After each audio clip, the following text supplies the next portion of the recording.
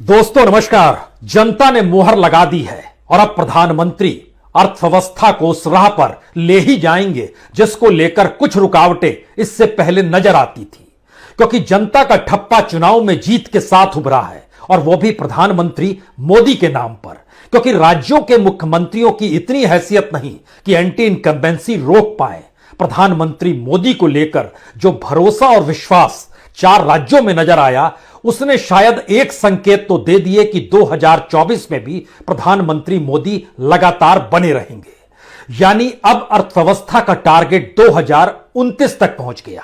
यानी जो 5 ट्रिलियन की इकोनॉमी 2024 में लानी थी, अब वो 2029 तक लाई जा सकती है। यानी इस दौर में डिसइन्वेस्टमेंट होगा, इस दौर में निजीकरण होगा, इस दौर में हर चीज का मोनेटाइजेशन होगा, इस दौर में मिडिल क्लास पर टैक्स रियायत बिल्कुल नहीं होगी, इस दौर में मास लेवल पर टैक्स के दायरे में हर किसी को जीएसटी के जरिए लाया जाएगा।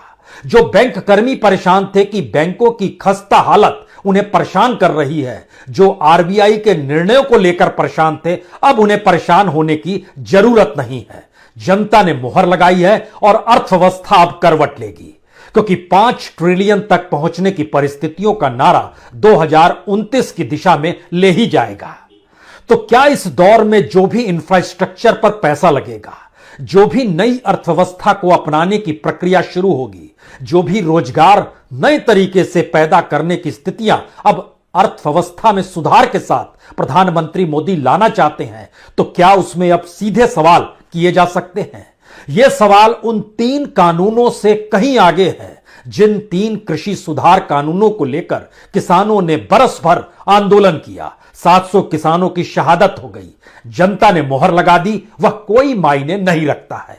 और संयोग देखिए, आज ही जो इंप्लॉइज का जो प्रोविडेंट फंड होता है, और इस देश में प्रोविडेंट फंड के जो होल्डर्स हैं, यानी जो संख्या है, वह इस देश में तकरीबन 22.5 करोड़ लोगों का पीएफ जमा होता है। उस पे जो इंटरेस्ट मिलता है, सरकार ने 0.4% कम कर दिया, यानी 8.5% से घटकर यह 8.1% पे आ गया, और कोई कुछ कह नहीं सकता है। इस देश के भीतर में जितने पद खाली थे उनको लेकर कोई आवाज उठनी नहीं चाहिए, क्योंकि अब नए तरीके से आर्थिक सुधार या आर्थिक बदलाव की परिस्थिति में सरकार जाने वाली है। आज ही अरविंद पनगड़िया, जो कि कोलंबिया यूनिवर्सिटी में पढ़ाते हैं, एक वक्त नीति आयोग के चेयरमैन रहे और एक वक्त वह प्रधानमंत्री के सलाहकार रहे, और माना यह जाता है कि वह कुछ इंडिकेशंस दे देते हैं, और यह इंडिकेशंस आज उन्होंने अपने एक आर्टिकल में भी दिया, जिसका मैसेज बहुत साफ है कि आने वाले वक्त में इस देश में कैसे इंडस्ट्रियलाइजेशन होना है, कैसे इस देश की रूरल इकोनॉमी, ग्रामीण अर्थव्यवस्था और एग्रीकल्चर इकोनॉमी यानी खेती से जुड़ी हुई अर्थव्यवस्था में एक बदलाव लाना है। और खेती से जुड़े हुए जो करोड़ों की तादाद में मजदूर हैं, वह मजदूर बनकर शहरों की दिशा में आए और हम अर्बन इंडस्ट्रियलाइजेशन की दिशा में बढ़ पाए। हमें लगता है आज जरा सिलसिलेवार तरीके से समझिए, क्योंकि एक तरफ अरविंद पनगड़िया जिन बातों का जिक्र कर रहे हैं, जो प्रधानमंत्री के अपने सलाहकारों की जो एक सूची है, और इससे पहले जो इकोनॉमिक रिफॉर्म के नाम पर जो जो चीज अपनाई गई, अब उसमें बहुत रवानगी आने वाली है। उसके साथ यह भी समझिए, जो एलआईसी आईपीओ अभी नहीं आ पा रहा है और माना जा रहा है कि अभी आ भी नहीं पाएगा, वह 2023 तक चला जाएगा। उसके भीतर की सबसे बड़ी वजह यह है कि एलआईसी का अपना बुक जो है वह डगमगाया हुआ है, गड़बड़ है।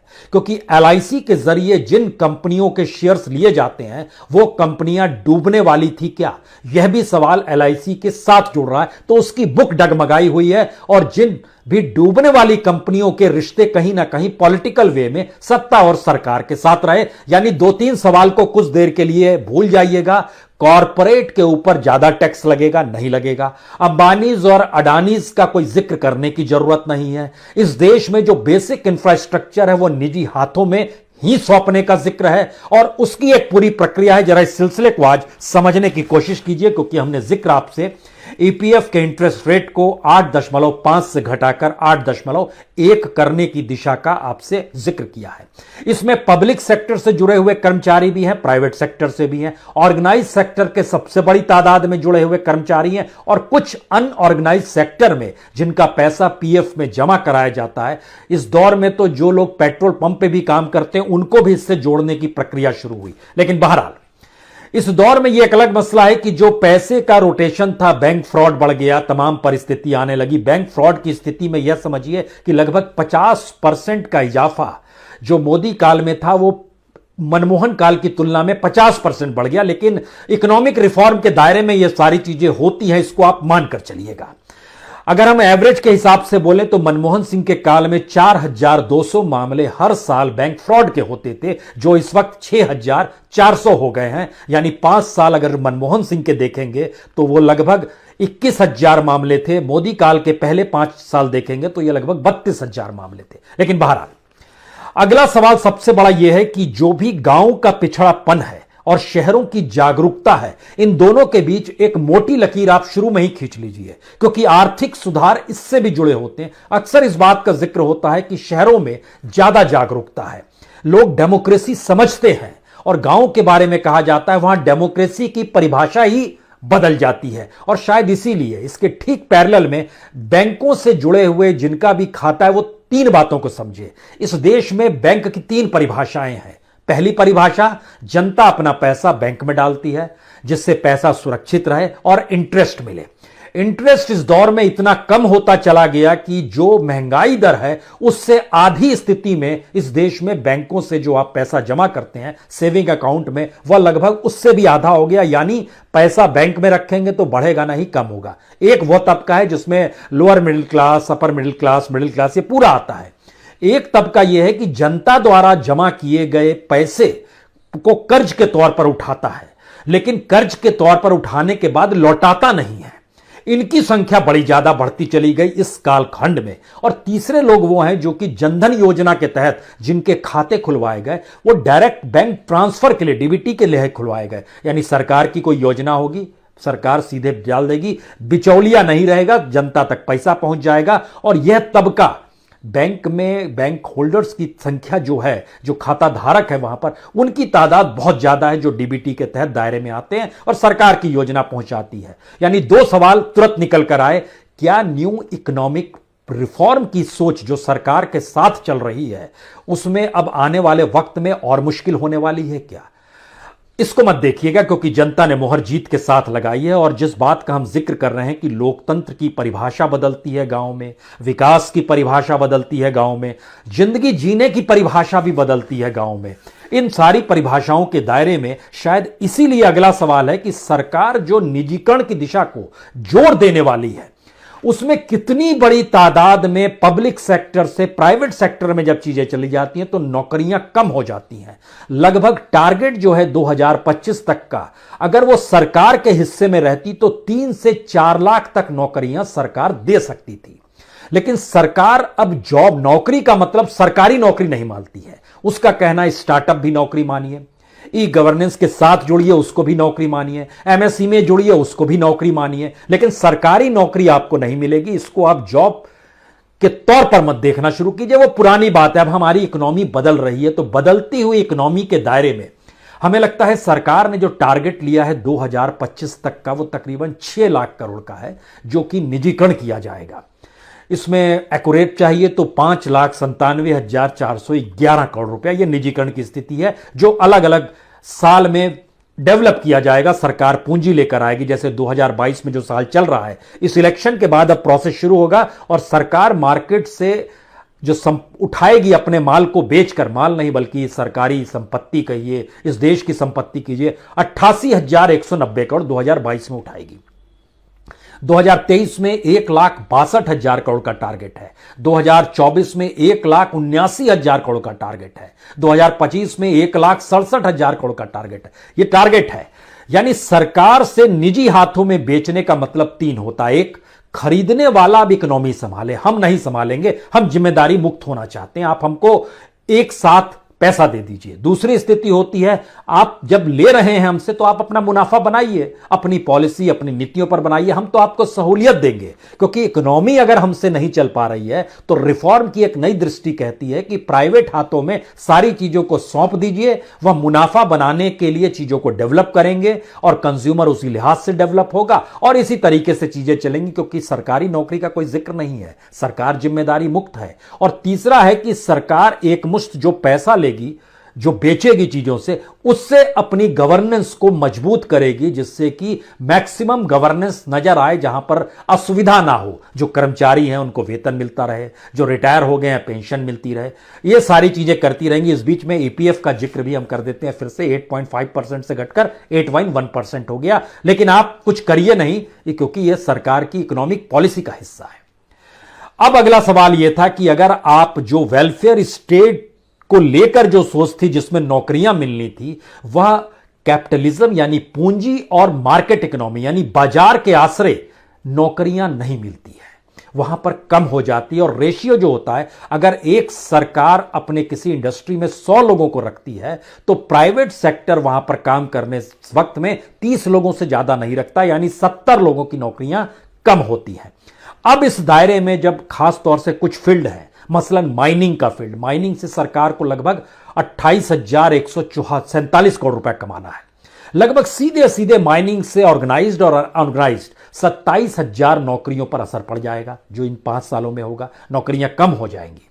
जो सड़क है, सड़क में 1,60,000 करोड़ का चक्कर है, वहां से कमाई होनी है। इसका असर भी ये प्राइवेट सेक्टर के हाथ में जाएगा, इसका असर भी रोजगार पर पड़ेगा। अगर सरकार के हाथ में रहती तो रेशियो वही है, 30:100 का रेशियो है, वह उस लिहाज से कम हो जाएगा। जो बेसिक इंफ्रास्ट्रक्चर है, जिसमें रेलवे आता है, जिसमें पोर्ट्स आते हैं, जिसमें एविएशन आता है, इन तीनों को मिलाइएगा तो सरकार को लगभग 1,86,000 करोड़ रुपया यहां से कमाना है। लेकिन सबसे ज्यादा नौकरियां कम होंगी रेलवे से। इसमें अगर आप बंदरगाह यानी पोर्ट जोड़िएगा, एविएशन जोड़िएगा, तो यह मिला के लगभग 2,40,000 नौकरियां और कम होती है, क्योंकि आप प्राइवेट सेक्टर को बेच रहे हैं। इसके बाद दूसरी एक स्थिति आती है पावर यानी एनर्जी से जुड़ी हुई, पावर जनरेशन और पावर ट्रांसमिशन। इन दोनों को से सरकार को कमाना है लगभग 85,000 करोड़ रुपया, लेकिन 7,600 नौकरियों पर असर पड़ेगा इसका। अब यहां पर एक टेलीकॉम का हिस्सा भी है, टेलीकॉम से भी सरकार लगभग 35,000 करोड़ रुपया कमाना चाह रही है। तो आपके जहन में तुरंत बीएसएनएल आएगा, एमटीएनएल आएगा, यह भी नौकरियों पर असर डालेगा। और इसी तरीके से वेयर हाउस भी सरकार, उससे भी लगभग 28,000 करोड़ रुपया कमाना चाहती है, हर सेक्टर से कमाना चाहती है। तो वो प्राइवेट हाथों में चला जाए, वो लोग चलाने लगे, उससे जो भी रोजगार पैदा हो जाए, क्योंकि हम ना रोजगार दे पाने की स्थिति में है, ना हम इकोनॉमी संभालने की स्थिति में है। तो रिफॉर्म की एक नई परिभाषा इस दौर में गढ़ी जा रही है कि दरअसल प्राइवेटाइजेशन ही भारत का भविष्य है, हर चीज का मोनेटाइजेशन ही भारत का भविष्य है। और सारी चीजों को लेकर जो इकोनॉमी है वो प्राइवेट हाथों के जरिए चले, हम सिर्फ निगरानी रखें या उनसे एक मुश्त पैसा ले ले, यह एक परिस्थिति इस इकोनॉमिक रिफॉर्म के दायरे में निकल कर आती है। हमने आपसे जिक्र किया कि जो बैंक कर्मी हैं वो परेशान ना हो, क्योंकि बैंक और बिकेंगे, विदेशी बैंक आएंगे, जो बेचने की प्रक्रिया उसमें प्राइवेटाइजेशन का बैंकों का हिस्सेदारी बढ़ती चली जाएगी, नौकरियां कम होगी बैंक कर्मियों की भी, जो बीते 5-7 साल में बहुत कम हुई है। यानी उससे पहले के कालखंड में देखिएगा तो हर बरस लगभग 60,000 नौकरियां निकल रही थी, तो वो घटकर लगभग अभी 40,000 पे पहुंच गई है। ये धीरे धीरे और भी कम होगी, क्योंकि यह उस रिफॉर्म का हिस्सा है। अगला बड़ा सवाल यह है कि जो बैंकों से कर्ज ले जाते हैं, हमको लगता है यह समझने की इसलिए जरूरत है क्योंकि इकोनॉमिक रिफॉर्म में आप प्राइवेट हाथों से ही जब देश को चलाना चाहते हैं तो एक बेसिक चीज समझिए कि जो मनमोहन सिंह के कालखंड से जो मोदी के हाथ में सत्ता आ रही थी, उस समय जो एनपीए था वो 2,24,542 करोड़ रुपए था। आज की तारीख में सरकार से पूछेगा तो सरकार 30 दिसंबर का डाटा देती है और कहती है कि 5,40,000 करोड़ का ही है सिर्फ एनपीए, यानी देखिए डबल ही हुआ है। लेकिन मसला यह नहीं है, मसला यह है कि जो रिटर्न ऑफ कर दिया जाता है, यानी बैंक की बुक से जो डाटा गायब कर दिए जाते हैं, उसको भी इसके साथ जोड़ने की जरूरत है। क्योंकि सरकार 2021 के सितंबर का डाटा बताती है 5,40,000, लेकिन जब आप पहले जाते हैं, मार्च में जाते हैं, 2021 के मार्च में, तब था 8,35,000 करोड़ रुपया एनपीए, और उससे पहले 2018 में चले जाते हैं तो ये 10,36,000 करोड़ था। तो फिर ये घट कैसे रहा है? रिटर्न ऑफ किया जा रहा है, और रिटर्न ऑफ करने की स्थिति को इस रूप में भी समझिए कि 2018 से 2021 के बीच में सिर्फ इन 3 वर्षों में 6,59,000 करोड़ रुपया रिटर्न ऑफ किया गया। 2014 से 2017 तक भी 4 लाख करोड़ रुपया रिटर्न ऑफ किया गया, यानी टोटल मिलाइएगा तो लगभग 10.5 लाख करोड़ से ज्यादा रिटर्न ऑफ किया गया। यानी वो कर्ज लेकर निकलने वाले। लेकिन अब यहां पर आइए, एंट्री होती है अरविंद पनगड़िया जी की, जिनका एक सुझाव है। उनका बहुत साफ कहना है कि इस देश के भीतर में प्राइवेट सेक्टर ही इकोनॉमी को संभाल सकता है और इंडस्ट्रियलाइजेशन की जरूरत है। तो जो किसानों से जुड़े 3 कानूनों के बारे में सोच रहे थे, हमको लगता है इनके आइडिया को जरा समझ लीजिए, जिसके आने वाले वक्त में आप देखेंगे कि सरकार कैसे चेंज लाना चाह रही है। मेक इन इंडिया का नारा भी लगेगा, उसमें आत्मनिर्भरता का नारा भी लगेगा। लेकिन जरा समझिए, बहुत साफ तौर पर इनका मानना है कि जो प्राइमरी रूरल इकोनॉमी है, जो ग्रामीण इकोनॉमी है, और जो एग्रीकल्चर इकोनॉमी है, इसको हमको कन्वर्ट कर देना है शहरी औद्योगिकरण में। शहरी औद्योगिकरण में कैसे कन्वर्ट होंगे? जब जो लोग निर्भर हैं खेती पर, वो वहां से मुक्त हो जाएं और एक बड़ी फौज मजदूरों की इस देश में तैयार हो जाए। उन मजदूरों की जब फौज तैयार हो जाएगी तो हमें न्यूनतम मजदूरी भी देनी नहीं होगी, क्योंकि फौज ज्यादा है, काम कम है। तो वह एक लिहाज से जो भी इंडस्ट्री रखेगा वो अपने लिहाज से उनको वेतन देगा। सरकार ने इस दौर में एक और कानून बनाया था कि कोई भी जहां भी 300 से ज्यादा कर्मचारी काम करते हैं, वो हायर एंड फायर की स्थिति में आ सकता है। जब मन चाहे जिसे निकाल दे, कोई कानूनी अड़चन नहीं आएगी। तो वो उसका एक अलग रोड मैप था। यानी बड़ी तादाद में जब शहरों में मजदूर आएंगे तो हम इंडस्ट्रियलाइजेशन करेंगे, उद्योग बनेंगे, उत्पादन शुरू होगा, दुनिया के बाजार में माल बेचेंगे तो हमारा एक्सपोर्ट बढ़ेगा तो पूंजी बढ़ेगी और हमारी इकोनॉमी चल निकलेगी, जो एग्रीकल्चर में सिमट गई है। इस बात का जिक्र भी इस इकोनॉमी और इस इकोनॉमी दायरे में सरकार सोच रही है। अगला सवाल था कि जो इंफ्रास्ट्रक्चर है उस पर आप खर्च बढ़ाइए। आप नहीं बढ़ा सकते हैं तो प्राइवेट सेक्टर के हाथों में दे दीजिए। इंफ्रास्ट्रक्चर का मतलब वही सड़क, रेल, पोर्ट्स, बंदरगाह, माइनिंग, टेलीकम्युनिकेशन, ये सारी चीज बेसिक इंफ्रास्ट्रक्चर में आती है। इस बेसिक इंफ्रास्ट्रक्चर में आपको पूंजी लगानी, आप नहीं लगा सकते हैं, प्राइवेट सेक्टर से लगवा दीजिए। और एजुकेशन और हेल्थ सेक्टर को भी प्राइवेट हाथों में देकर आपको डेवलप करना है। इनको क्षेत्रों को डेवलप करना है, लेकिन आप नहीं डेवलप करेंगे, क्योंकि न्यू एजुकेशन पॉलिसी हो या न्यू कोड, जो मेडिकल कोड बन रहा है, उसके मातहत अब प्राइवेट सेक्टर को बढ़ाया जाएगा। यानी जिसके पास पैसा होगा उसके लिए एजुकेशन की राहत, जिसके पास पैसा होगा इलाज की राहत, और गरीबों के लिए हम डायरेक्ट बेनिफिट ट्रांसफर जो कर रहे हैं और जो सरकार वेलफेयर स्कीम लेकर आ रही है वो लेकर आएगी। सरकार यह समझाना चाहती है। लेकिन एक चीज यहां पर और समझिए कि सरकार एक लिहाज से निजी क्षेत्रों को, कॉरपोरेट को गिफ्ट कर रही है इस देश की वह संपत्ति जो बीते 70 बरस से गढ़ते गढ़ते यहां तक पहुंची। अब कह रही है हम जिम्मेदारी नहीं लेंगे। अब यहां पर अगला सवाल आता है कि सरकार की तरफ में जो सुधार की 2-3 चीजें बताई गई, उसमें लेबर कोड भी था। लेबर कोड का मतलब हमने बताया कि जो इंडस्ट्रियल रिलेशन कोड है, जहां पर वर्कर्स को अगर आप हटाते हैं तो कोई कानूनी अड़चन नहीं है, वर्कर्स किसी भी अदालत में नहीं जा सकते हैं, कोई वहां पर चीजें मसला ही नहीं है। इस देश का सवाल है साहब, मेक इन इंडिया का सवाल है, इकोनॉमी का सवाल है, मजदूरों की क्या हैसियत है ऐसे में। तो जो लेबर कोड था, जो जीएसटी थी, जीएसटी को लेकर बड़े शानदार सुझाव है कि इस देश के भीतर में हर किसी को टैक्स के दायरे में कैसे लाया जाए। अब जीएसटी हर वस्तुओं पर लगा दिया जाए, यानी चाहे उसमें ब्रेड हो चाहे मक्खन हो, छोटी से छोटी चीज, न्यूनतम जरूरतों की चीजें भी पर अगर टैक्स आप लगा, जीएसटी लगा देते हैं। और जीएसटी का रेशियो अरविंद पनगड़िया तो शानदार तरीके से सुझाव देते हैं सरकार को। उन्होंने कहा कि मिनिमम जीएसटी आप 10% रखिए और हर कोई मास लेवल पर टैक्स के दायरे में आ जाएगा। तो आपको लगेगा एक समानता और समाजवाद आ गया। नहीं, इसके पैरेलल में वो एक दूसरी चीज भी सुझाते हैं कि दरअसल हमारा का जो कॉरपोरेट है, और जब वो इंडस्ट्री बनाएगा, उत्पादन करेगा, दुनिया के बाजार में जाएगा, प्रॉफिट कमाएगा, तो उन पर जो टैक्स लगता है वह टैक्स आप अपने देश के लिहाज से टैक्स मत लगाइए। आप उसमें दुनिया के दूसरे देशों में जो टैक्स लगता है उससे प्रतिस्पर्धा कीजिए, यानी कम कीजिए टैक्स। तो जो प्रॉफिट कमाएगा कॉरपोरेट, जो सरकार जो गिफ्ट कर रही है और सरकार औने पौने दाम में जो उनको देते चली जा रही है कौड़ियों के मोल, उससे वो कमाना शुरू करें। हम तुमसे प्रॉफिट टैक्स भी कम कर देंगे क्योंकि दुनिया से प्रतिस्पर्धा करनी है। अमेरिका में कॉरपोरेट को अगर टैक्स की रियायत दी गई तो भारत से शेयर बाजार से पैसा लोगों ने निकालना शुरू कर दिया, वहां चले गए। तो हम भारत को इस रूप में देखना चाहते हैं कि हर चीज की कीमत हो, हर कोई टैक्स के दायरे में हो, उस टैक्स के दायरे से कुछ चलाने वाला वह प्राइवेट सेक्टर हो जो बेसिकली मुनाफे पर टिका हो, प्रॉफिट पर टिका हो। यानी वेलफेयर सोच गई। यानी बोल्ड इकोनॉमी उसको कहते हैं जहां पर आप 5 ट्रिलियन तक पहुंचने की दिशा में कॉरपोरेट के कंधे पर सवार हो जाए और उससे कहे कि अब तुम दौड़ना शुरू करो, हम तुम्हारे लिए आगे समतल फील्ड बनाते चले जाएंगे, सारी रियायत देंगे, जमीन देंगे, सब कुछ देंगे। जैसे स्पेशल इकोनॉमिक जोन को लेकर भी राहत की जिक्र हो रहा है कि स्पेशल इकोनॉमिक जोन में टैक्स नहीं लगता है। भारत के जो बंदरगाह आते हैं, जो खास तो कुछ पावर सेक्टर्स आते हैं, वो उस पर टैक्स ही नहीं लगता है क्योंकि वो स्पेशल इकोनॉमिक जोन के नाम पर होता है, तो वहां भी रियायत हो गई।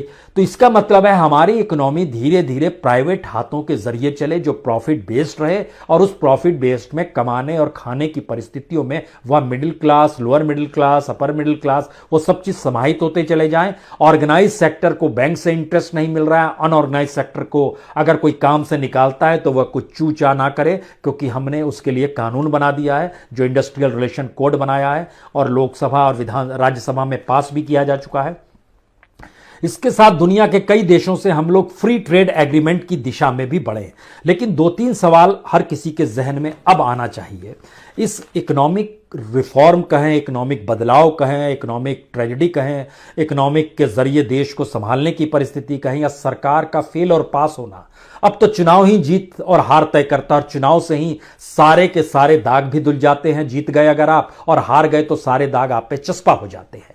तो जनता ने जब मुहर लगा दी इन परिस्थितियों को लेकर, तो हमारी इकोनॉमी अब खेती और ग्रामीण इलाकों से शिफ्ट करना चाहती है मजदूरों के तौर पर शहरों की तरफ, जहां पे इंडस्ट्रियलाइजेशन हो।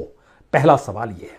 दूसरा सवाल, जो पूरी बैंकिंग सिचुएशन है और जो बैंकरप्सी कोड बनाया गया, जिसमें इस देश के भीतर में मौजूदा वक्त में 5000 से ज्यादा कंपनियां कतार में खड़ी हैं कि हम दिवालिया हो गए, आप हमको कुछ पैसा दे दीजिए और इसको दूसरे हिस्से में बेच डालिए, तो वो कंपनी किसी दूसरे हिस्से में चले जाती है। जो दिवालिया हो गए हैं उन्होंने बैंक से कर्ज लिया है, चूंकि दिवालिया घोषित खुद को कर रहे हैं तो उन्हें कर्ज नहीं लौटाना है। कर्ज नहीं लौटाना है तो बैंक के बुक को कैसे ठीक किया जाए, तो उसके लिए रिटर्न ऑफ कर देना। यह एक पूरी साइकिल चल पड़ी है। यानी जो 3 कानून को लेकर ये डर रहे थे कि दरअसल आने वाले वक्त में मंडी खत्म हो जाएगी, अब कॉरपोरेट जो मन चाहे वो उपजाएगा, खेती गृहस्थी करने वाले लोग गुलामी करेंगे कॉरपोरेट की, इसकी परिभाषा को बदल डालिए। अब इकोनॉमी ही जब प्राइवेट और निजी हाथों के जरिए चलेगी और इकोनॉमी को संभालने की जिम्मेदारी जब उसके ही कंधों पर सवार है, क्योंकि हम दुनिया की तीसरे नंबर की सबसे बड़ी इकोनॉमी बढ़ने की दिशा में जाते हैं, तो ये सवाल बड़े छोटे हो जाते हैं। ये अलग मसला है कि इसके भीतर आप असमानता खोजेंगे, मत खोजिए। आप गरीबी मुफलिसी खोजेंगे, मत खोजिए। आप बेरोजगारी खोजेंगे, मत खोजिए। आप आने वाले वक्त में एजुकेशन के भीतर में पैसा ना रह पाने की स्थितियों से जूझने को खोजेंगे, मत खोजिए। अस्पतालों को लेकर आपके पास पैसा नहीं है तो फिर आने वाले वक्त में हमारे पास इंफ्रास्ट्रक्चर नहीं होगा, लेकिन देश में इंफ्रास्ट्रक्चर जरूर होगा जो प्राइवेट सेक्टर के हाथ में होगा। तो अब आप इलेक्शन के बाद की परिस्थितियों से जूझने के लिए तैयार हो जाइए, क्योंकि एक चीज तय मानी जा रही है कि 2024 में भी जीतेंगे और 2029 तक अब हमको पूरे इकोनॉमिक बदलाव की थ्रेड को मजबूत करना है और उस रास्ते पर चल पड़ना है जिसको लेकर दुनिया भर में चाहे ये सवाल होते रहे हों कि भारत का अनऑर्गेनाइज सेक्टर, जिसमें सोशल सिक्योरिटी होती ही नहीं है, उसकी तादाद दुनिया में सबसे ज्यादा 92% से ज्यादा हो गई है। भारत के ऊपर जो कर्ज है वर्ल्ड बैंक और IMF का, उस दिशा में भी मत देखिए, जो लगातार बढ़ते चला जा रहा है। भारत के भीतर में जो NPA है दुनिया के दूसरे बैंकों की तादाद में, दूसरे देशों की तादाद में, वो लगातार बढ़ते चला जा रहा है। जो सरकार रिटर्न ऑफ कर रही है उसकी तादाद लगातार बढ़ती चली जा रही है। और जो दिवालिया होती कंपनियां हैं उनके लिए एक सरल रास्ता निकाला गया। अब आप कोई दूसरा धंधा चुनिए, फिर से कर्ज लीजिए, आगे बढ़िए। इस इंफ्रास्ट्रक्चर को आप आईबीसी के हाथ में दीजिए, यानी बैंक्रप्सी कोर्ट के हाथ में दीजिए, और बाकी चीजें हम देखेंगे कैसे क्या, कौन सा इंफ्रास्ट्रक्चर किसके हाथ में देना है, वो कैसे डेवलप करेगा। यानी धीरे धीरे इस देश के जो प्लेयर्स हैं, इस देश को चलाने वाले, आर्थिक परिस्थितियों में वह उंगलियों पर गिने जा सकें और उनके जरिए ही चीजें इस देश की अर्थव्यवस्था को चलाए। यानी आप जिसे चुन रहे हैं उसने जिम्मेदारी से पल्ला भाड़कर उस प्राइवेट सेक्टर को डेवलप करने की दिशा में बढ़ाया कि देखिए हम निगरानी करेंगे क्योंकि हम प्रधान सेवक हैं, लेकिन देश चलेगा प्राइवेटाइजेशन के जरिए, मोनेटाइजेशन के जरिए, डिसइन्वेस्टमेंट के जरिए, बैंकिंग प्राइवेट सेक्टर के जरिए, आरबीआई के जरिए भी हम जितना पैसा है डिविडेंड के तौर पर मैक्सिमम ले सकते हैं। आप कुछ ना बोलिए। इस परिस्थिति में अब न्यू इकोनॉमिक रिफॉर्म की परिस्थितियां अब इस देश के दरवाजे पर दस्तक देने को तैयार है और अब प्रधानमंत्री ये नहीं कहेंगे कि हम कुछ लोगों को समझा नहीं पाए, जैसा 3 कानूनों को लेकर गुरु पूर्णिमा के दिन उन्होंने कह दिया था। अब यह कहने की जरूरत नहीं पड़ेगी क्योंकि जनता ने मोहर लगा दी है जीत पर। बहुत बहुत शुक्रिया, बहुत बहुत शुक्रिया। दोस्तों नमस्कार। जनता ने मोहर लगा दी है और अब प्रधानमंत्री अर्थव्यवस्था को उस राह पर ले ही जाएंगे जिसको लेकर कुछ रुकावटें इससे पहले नजर आती थी, क्योंकि जनता का ठप्पा चुनाव में जीत के साथ उभरा है और वो भी प्रधानमंत्री मोदी के नाम पर, क्योंकि राज्यों के मुख्यमंत्रियों की इतनी हैसियत नहीं कि एंटी इनकम्बेंसी रोक पाए। प्रधानमंत्री मोदी को लेकर जो भरोसा और विश्वास 4 राज्यों में नजर आया, उसने शायद एक संकेत तो दे दिए कि 2024 में भी प्रधानमंत्री मोदी लगातार बने रहेंगे। यानी अब अर्थव्यवस्था का टारगेट 2029 तक पहुंच गया। यानी जो 5 ट्रिलियन की इकोनॉमी 2024 में लानी थी, अब वो 2029 तक लाई जा सकती है। यानी इस दौर में डिसइन्वेस्टमेंट होगा, इस दौर में निजीकरण होगा, इस दौर में हर चीज का मोनेटाइजेशन होगा, इस दौर में मिडिल क्लास पर टैक्स रियायत बिल्कुल नहीं होगी, इस दौर में मास लेवल पर टैक्स के दायरे में हर किसी को जीएसटी के जरिए लाया जाएगा। जो बैंक कर्मी परेशान थे कि बैंकों की खस्ता हालत उन्हें परेशान कर रही है, जो आरबीआई के निर्णयों को लेकर परेशान थे, अब उन्हें परेशान होने की जरूरत नहीं है। जनता ने मोहर लगाई है और अर्थव्यवस्था अब करवट लेगी, क्योंकि 5 ट्रिलियन तक पहुंचने की परिस्थितियों का नारा 2029 की दिशा में ले ही जाएगा। तो क्या इस दौर में जो भी इंफ्रास्ट्रक्चर पर पैसा लगेगा, जो भी नई अर्थव्यवस्था को अपनाने की प्रक्रिया शुरू होगी, जो भी रोजगार नए तरीके से पैदा करने की स्थितियां अब अर्थव्यवस्था में सुधार के साथ प्रधानमंत्री मोदी लाना चाहते हैं, तो क्या उसमें अब सीधे सवाल किए जा सकते हैं? यह सवाल उन 3 कानूनों से कहीं आगे है जिन 3 कृषि सुधार कानूनों को लेकर किसानों ने बरस भर आंदोलन किया। 700 किसानों की शहादत हो गई, जनता ने मोहर लगा दी, वह कोई मायने नहीं रखता है। और संयोग देखिए, आज ही जो इंप्लॉइज का जो प्रोविडेंट फंड होता है, और इस देश में प्रोविडेंट फंड के जो होल्डर्स हैं, यानी जो संख्या है, वह इस देश में तकरीबन 22.5 करोड़ लोगों का पीएफ जमा होता है। उस पे जो इंटरेस्ट मिलता है, सरकार ने 0.4% कम कर दिया, यानी 8.5% से घटकर यह 8.1% पे आ गया और कोई कुछ कह नहीं सकता है। इस देश के भीतर में जितने पद खाली थे उनको लेकर कोई आवाज उठनी नहीं चाहिए, क्योंकि अब नए तरीके से आर्थिक सुधार या आर्थिक बदलाव की परिस्थिति में सरकार जाने वाली है। आज ही अरविंद पनगड़िया, जो कि कोलंबिया यूनिवर्सिटी में पढ़ाते हैं, एक वक्त नीति आयोग के चेयरमैन रहे और एक वक्त वह प्रधानमंत्री के सलाहकार रहे, और माना यह जाता है कि वह कुछ इंडिकेशंस दे देते हैं, और यह इंडिकेशंस आज उन्होंने अपने एक आर्टिकल में भी दिया, जिसका मैसेज बहुत साफ है कि आने वाले वक्त में इस देश में कैसे इंडस्ट्रियलाइजेशन होना है, कैसे इस देश की रूरल इकोनॉमी, ग्रामीण अर्थव्यवस्था और एग्रीकल्चर इकोनॉमी यानी खेती से जुड़ी हुई अर्थव्यवस्था में एक बदलाव लाना है, और खेती से जुड़े हुए जो करोड़ों की तादाद में मजदूर हैं, वह मजदूर बनकर शहरों की दिशा में आए और हम अर्बन इंडस्ट्रियलाइजेशन की दिशा में बढ़ पाए। हमें लगता है आज जरा सिलसिलेवार तरीके से समझिए, क्योंकि एक तरफ अरविंद पनगड़िया जिन बातों का जिक्र कर रहे हैं, जो प्रधानमंत्री के अपने सलाहकारों की जो एक सूची है और इससे पहले जो इकोनॉमिक रिफॉर्म के नाम पर जो जो चीज अपनाई गई, अब उसमें बहुत रवानगी आने वाली है। उसके साथ यह भी समझिए, जो LIC IPO अभी नहीं आ पा रहा है और माना जा रहा है कि अभी आ भी नहीं पाएगा, वह 2023 तक चला जाएगा। उसके भीतर की सबसे बड़ी वजह यह है कि LIC का अपना बुक जो है वह डगमगाया हुआ है, गड़बड़ है। क्योंकि LIC के जरिए जिन कंपनियों के शेयर्स लिए जाते हैं वो कंपनियां डूबने वाली थी क्या, यह भी सवाल LIC के साथ जुड़ रहा है। तो उसकी बुक डगमगाई हुई है और जिन भी डूबने वाली कंपनियों के रिश्ते कहीं ना कहीं पॉलिटिकल वे में सत्ता और सरकार के साथ रहे। यानी 2-3 सवाल को कुछ देर के लिए भूल जाइएगा। कॉरपोरेट के ऊपर ज्यादा टैक्स लगेगा, नहीं लगेगा। अंबानीज और अडानीज का कोई जिक्र करने की जरूरत नहीं है। इस देश में जो बेसिक इंफ्रास्ट्रक्चर है वो निजी हाथों में ही सौंपने का जिक्र है और उसकी एक पूरी प्रक्रिया है। जरा इस सिलसिले को आज समझने की कोशिश कीजिए, क्योंकि हमने जिक्र आपसे EPF के इंटरेस्ट रेट को 8.5 से घटाकर 8.1 करने की दिशा का आपसे जिक्र किया है। इसमें पब्लिक सेक्टर से जुड़े हुए कर्मचारी भी हैं, प्राइवेट सेक्टर से भी हैं, ऑर्गेनाइज सेक्टर के सबसे बड़ी तादाद में जुड़े हुए कर्मचारी हैं और कुछ अनऑर्गेनाइज सेक्टर में जिनका पैसा PF में जमा कराया जाता है। इस दौर में तो जो लोग पेट्रोल पंप पे भी काम करते हैं उनको भी इससे जोड़ने की प्रक्रिया शुरू हुई। लेकिन बहरहाल इस दौर में यह एक अलग मसला है कि जो पैसे का रोटेशन था, बैंक फ्रॉड बढ़ गया, तमाम परिस्थिति आने लगी। बैंक फ्रॉड की स्थिति में यह समझिए कि लगभग 50% का इजाफा जो मोदी काल में था वो मनमोहन काल की तुलना में 50% बढ़ गया। लेकिन इकोनॉमिक रिफॉर्म के दायरे में यह सारी चीजें होती हैं, इसको आप मानकर चलिएगा। अगर हम एवरेज के हिसाब से बोले तो मनमोहन सिंह के काल में 4200 मामले हर साल बैंक फ्रॉड के होते थे, जो इस वक्त 6400 हो गए हैं। यानी 5 साल अगर मनमोहन सिंह के देखेंगे तो वो लगभग 21000 मामले थे। मोदी काल के पहले 5 साल देखेंगे तो ये लगभग 32000 मामले थे। लेकिन बहरहाल अगला सवाल